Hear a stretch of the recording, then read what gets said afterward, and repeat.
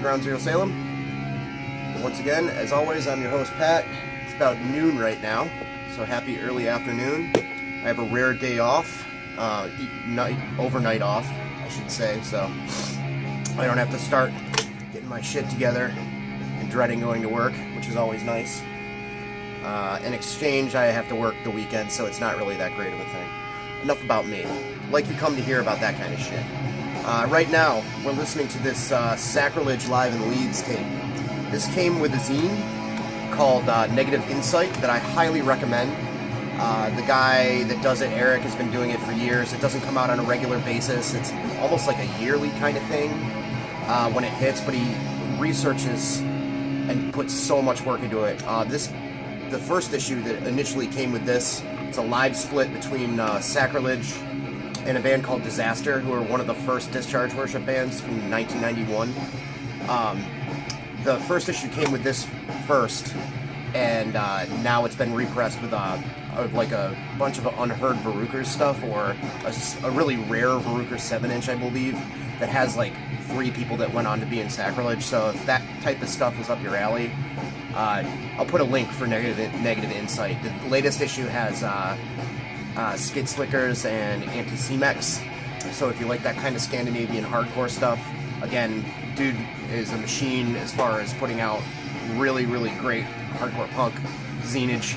And they all come with 7-inches, which is really cool.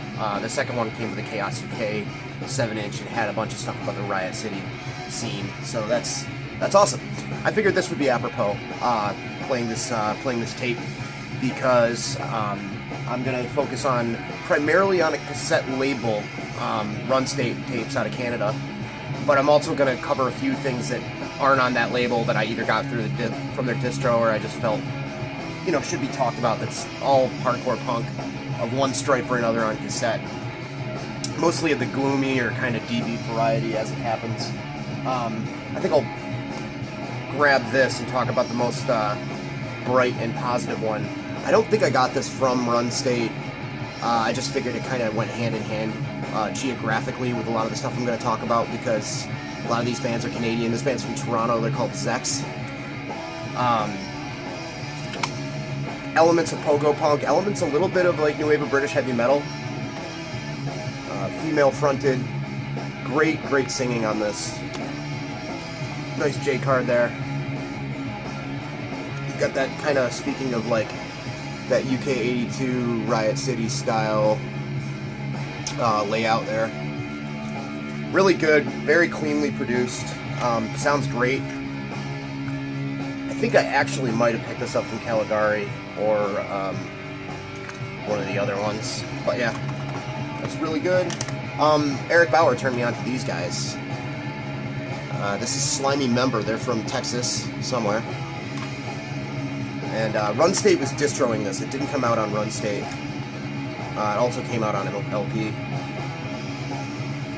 Really demented, dark, kind of death rock, hardcore punk.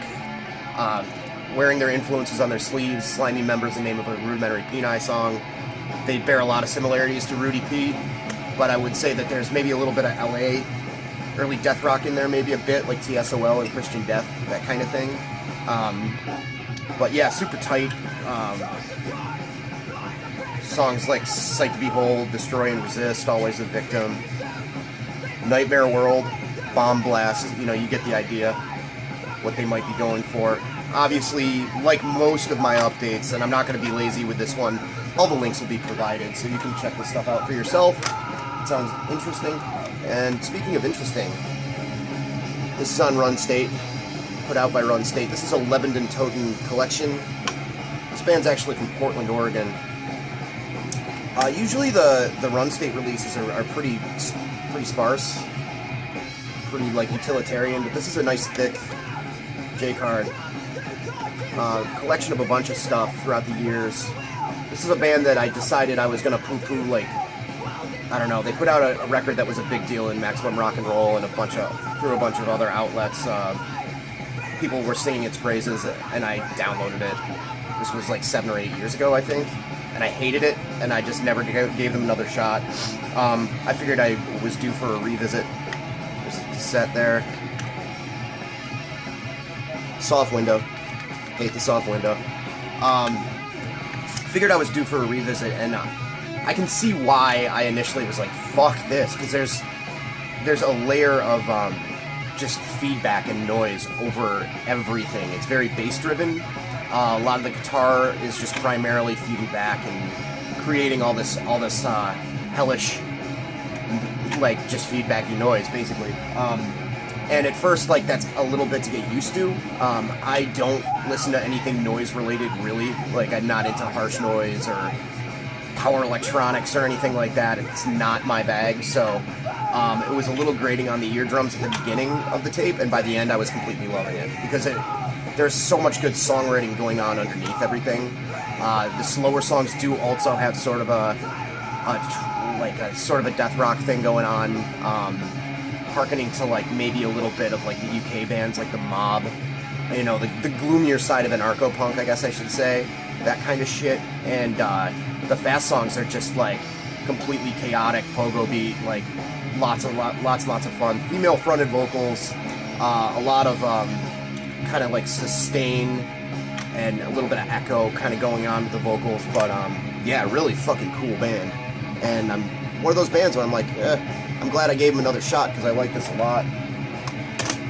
And this also came out, and I think it sold out pretty quickly from the Runstate distro, so a couple of these Runstate releases I just bought on Discogs for cheap. I mean, didn't break the bank just buying them on Discogs from this one guy from the Czech Republic. But this is a re-release of the 2000 Inepsy demo, which I believe was completely unearthed. I don't even know if it was available widely when they recorded it.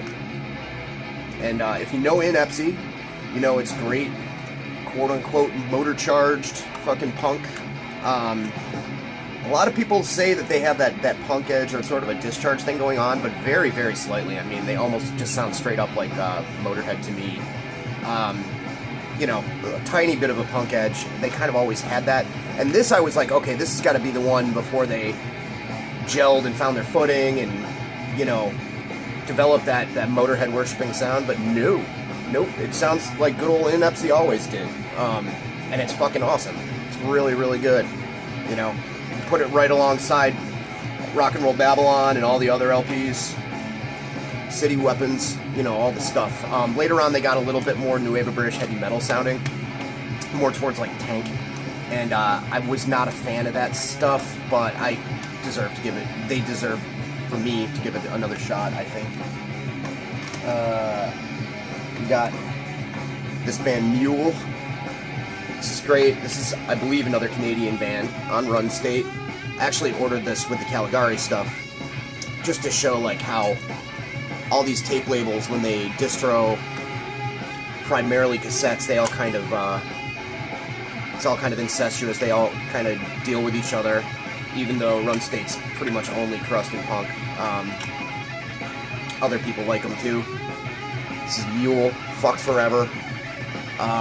Just really intense, angry, fast DBeat. A couple of slower jams that are really pummeling and punishing. Good solid metal edge to it, not quite as noisy as some other bands of this ilk. But I think it's the first song on the second side, whatever that is, Hang 'Em High, that definitely has that, like, you know, Ain't No Feeble Bastard, like, punch in the face kind of discharge tempo to it, the slower kind of shit, which I like a lot. Another Runstate tape, Snaggletooth. You can guess that this is also very Motorhead influenced punk. I'd say that it's a bit more on the hardcore side, particularly in the vocal department. I mean, they do have that Lemmy-esque kind of enunciation, but there's a little bit more, I don't know, rage behind the vocals, I guess. But it's super, super good. This, you know, I started collecting all the stuff that I'd acquired over the past couple of years, and I got this in a distro with another tape order from one of these tape labels. Not sure which one. Probably Head Split, I think. I'm going to be talking about Head Split next. So yeah, not much to this. Like I said, this has the Road to Nothingness demo, and actually it was a 7-inch originally and a 2012 demo. The name of the Slimy Member, by the way, if you're keeping track, is Ugly Songs for Ugly People. The Mule tape is called Fucked Forever. Inepsy, the demo / Loudhouse 2000. And Lebenden Toten is just called Static. Or maybe Static, I don't know. Moving on. After the Bombs. A good band to be showing off while you're listening to Sacrilege. Band definitely worshipped Sacrilege pretty hard, but if you can tell by the font, they were also very big fans of Amebix. Kind of a down-the-line, heavy influences there. Really, one thing that I was reminded of, I definitely collected a lot of this band's stuff when they were around, which was 2004 to 2008. Complete discography right here. They did 3 7-inches, well, 2 7-inch EPs, 1 single, and like a maxi EP, 12-inch kinda.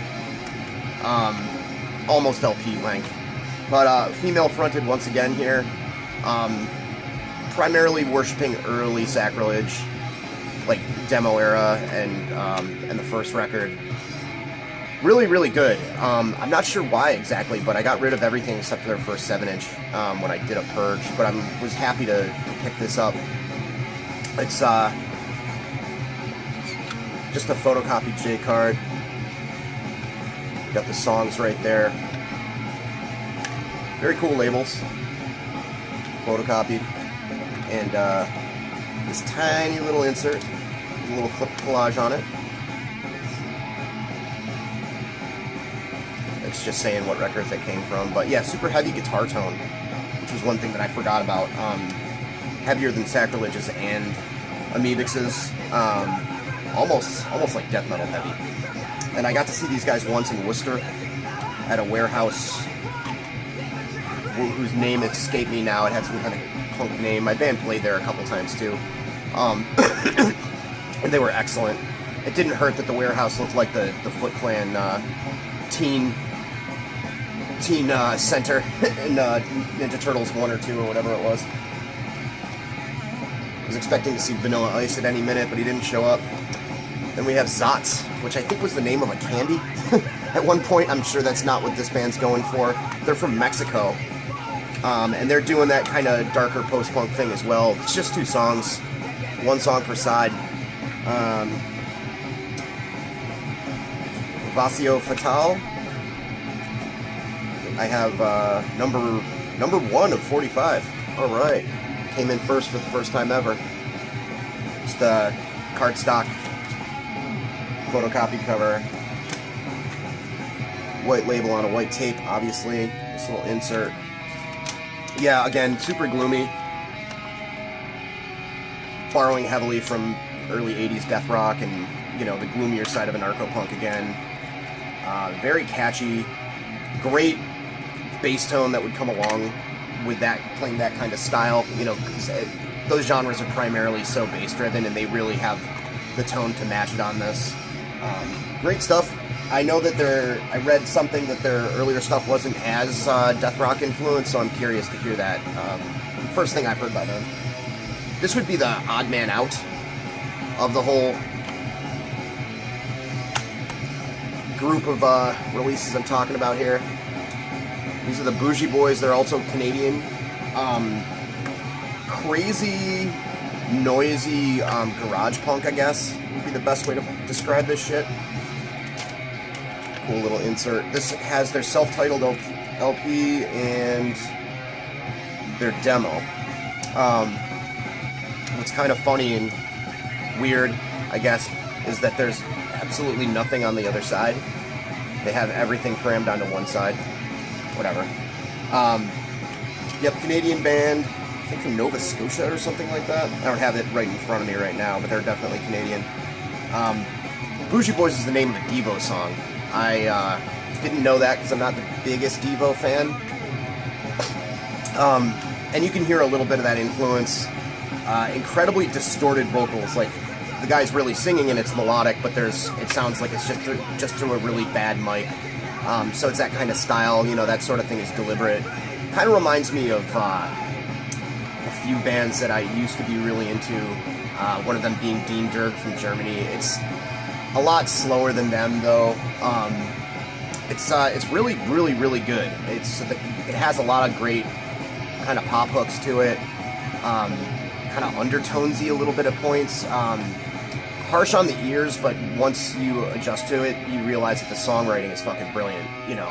But it has a certain grating anti-music sort of quality to it that I really, it took me a minute to get past, like anything like that, but after listening to about a minute of it, I spun this, like, almost daily at work for, like, a week just on YouTube, and happy to have a physical copy finally. So, yeah, Bougie Boys, self-titled and demo tape.